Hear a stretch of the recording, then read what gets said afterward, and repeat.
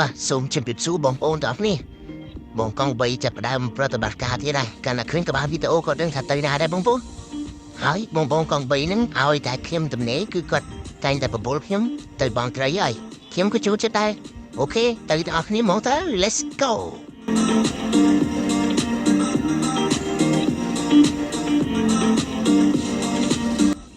បងបានឃើញទឹកមុខមេខ្ញុំទាំងពីរអ្នកហ្នឹងហើយទឹកមុខគាត់គឺស្រស់ស្រាយហ្មង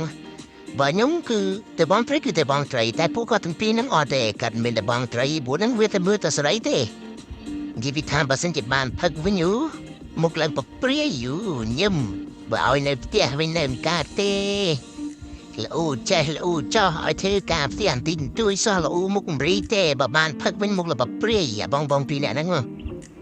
ហើយគ្មានលុយមួយបាតទេកបោបប៉ុណ្ណាហើយតែគ្មានលុយមួយបាតទេមិនបាច់សួរទេទាំងពីរអ្នកហ្នឹងហ្មងគ្មានមករៀលទេមិនដែរទីចូលតែកញ្ចោះអានពើមចុយខ្ញុំមិនចេះតែនិយាយបងនេះស្អាផតតានេះគ្មានលុយមករៀលទេតែរត់ដូចស្ថិយមួយរត់មើលមុខខ្ពើមែននិយាយតាមត្រង់ហើយនេះពីខ្លោមកអារឿងទីចូលកញ្ចោះនេះសរុបជារួមមកបបួលខ្ញុំទៅបងត្រីតែគ្មានបានបងបានប្រមាណទេបងប្អូននេះបានមួយសណាញ់ពីរសណាញ់នេះបន្ទាប់ពីបងហើយនឹង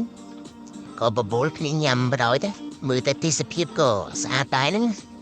នៅពោខៃដនយើងហ្នឹងមានអីទៀតបងប្អូនអាកាសធាតុទៅជាអញ្ចឹងខ្ញុំក៏ទៅដែរហ្នឹងដាក់ដែរបដ ாய்